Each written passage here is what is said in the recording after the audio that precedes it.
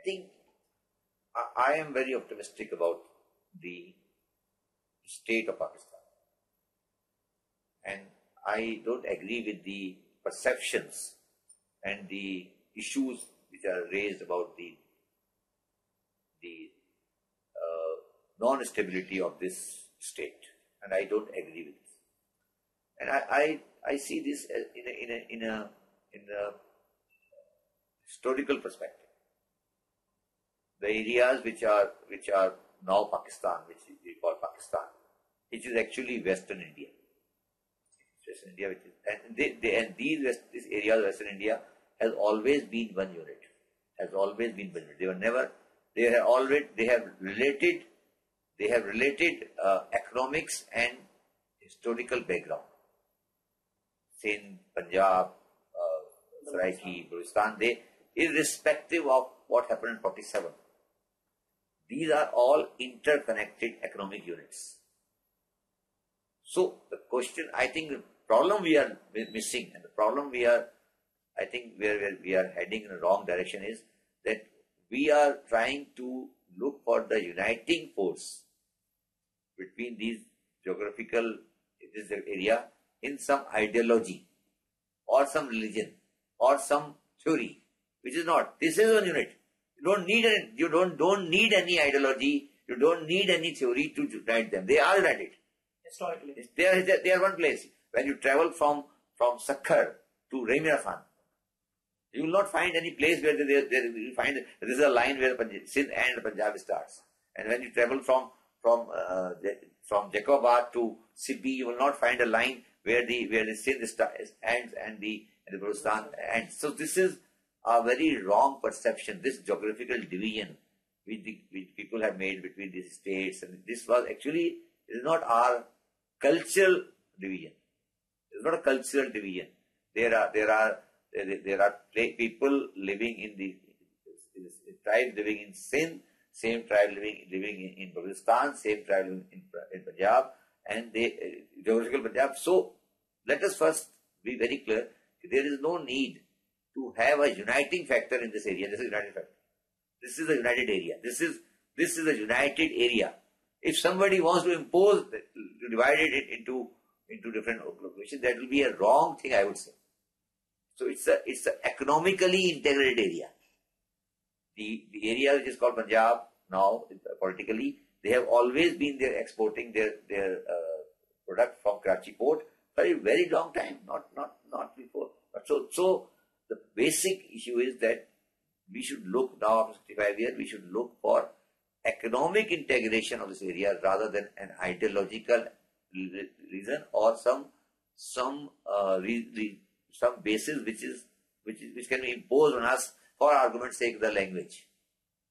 If you say that language, say Urdu language or any language is a binding force, that will be a wrong perception. You will be imposing on the people, and that will not go deep down. And that lesson we have learned in East Pakistan too much. So that's the one part. Coming back to the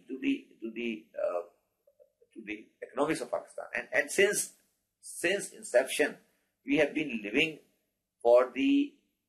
looking for, I would say, for excuse of unity in this country.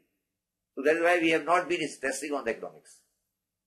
We have already been looking for excuses that why we are united. Why we are united? Because we have to fight with the Hindus. We are against India. Or we are united because we are follower of one religion. But if the religion is the basis, then Iran is the same religion. Saudi Arabia is the same religion. Afghanistan is the same religion. Why they are completely different? So religion and the enmity of India cannot keep Pakistan united.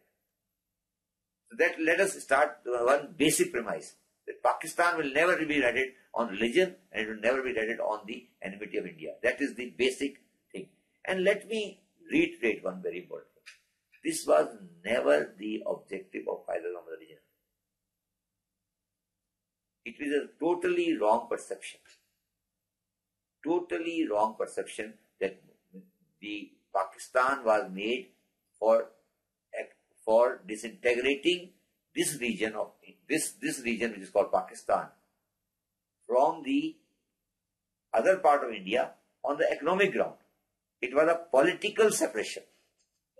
It was a political separation between the people living in this part of India and the other part of India, and they said rightly so, and I buy that argument, that if we would have been united in India, then we would have been politically dominated by Hindus politically.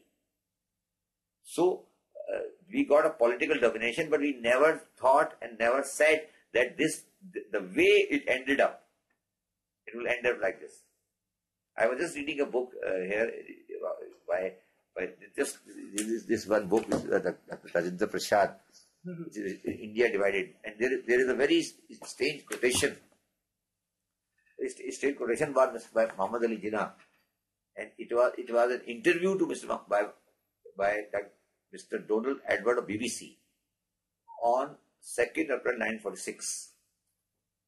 And Muhammad Ali Jinnah gave an interview to the BBC, that they said that when you are making a country like this, some part of Muslims living here and some part of Muslims living here, and he said that, no, it's not like that. He said, I quote, and he said, when you travel from Britain to the other part of the British Commonwealth, you pass through foreign territories, Suez Canal, for instance. It is all done by amicable arrangement. We travel from Muslim areas of the northeast to the Muslim areas of the northwest across the so-called Hindu continent without any difficulty today. Why should that arrangement not continue? The Hindus must not allow to put difficulties in the way of the state that wants to be neighbor in a friendly way. They must not be allowed to close the doors of communication with the Muslims of the northwest India and the Muslims of the northeast India. This must be one in terms of the treaty. What he was saying at that time, that some people asked him that how the people will travel from East Pakistan to West Pakistan, how things will be. And he said, no, it will be one travel and everything will be open. So what I am trying to explain, that even those people who made this country, the kind of the economic separation and the kind of communicational separation we had with the region which we are living for centuries, this was not the objective of this. The objective of this region, the independence, was not what is being said today. It was a political solution for the political rule of India. The economy was a different structure. Coming back to this, so when this country came into being, so we always tried to, as I said, look for excuses that why we are united. And in that excuses, we did all these mistakes. Let me give another very interesting example. And in that process, we never invested on people. In a real term, investment in people means investment on education, investment on health, investment in infrastructure, investment on law and order, investment on everything. We all say that law and order is very bad. I say it's very bad. Let me assume it is very bad. Let me assume it is the worst in Karachi, for argument's sake. But being an economist, or I say, if you take out the population of Karachi and take out the expenditure on the law and order in Karachi, even if the police is worst, the per capita investment in law and order in Karachi, I can assure you, will be lowest in the world. It will be lowest in the world. The per capita investment on the law and order means the safety, police, cars, cameras, everything. With this city of 20 million people, 2 crore people, we are saying, what are we spending on the law and order of Karachi? If I am a police in charge of the Karachi, I have to take care of 2 crore people with how much money I have got in my hand to spend for law and order. So, everything which has gone wrong in Pakistan is gone wrong because we have not invested on the people. My view है कि unfortunately 2012 में हमें हल की तरफ जाना चाहिए था, तो मुझे एक फीलिंग हो रही है कि अभी भी हमें लोग हल से दूर कर रहे हैं. हम फिर उसी पे जा रहे हैं, पॉलिटिकल डिस्टर्बेंस, करप्शन की स्टोरियां, सिक्योरिटी, अफगानिस्तान, ईरान, तुरान और इंडिया और जंग और गोली और टेररिज्म और तालिबान. ये इशू नहीं है, ये कोई इशू नहीं है. अनफॉर्चुनेटली जो आप बात कर रहे हैं कि हल जो है वो यूथ को, मेरा है तो हल ये है कि वो इन सारे इररेलेवेंट सब्जेक्ट्स को मैं इनको irrelevant subject समझता हूँ.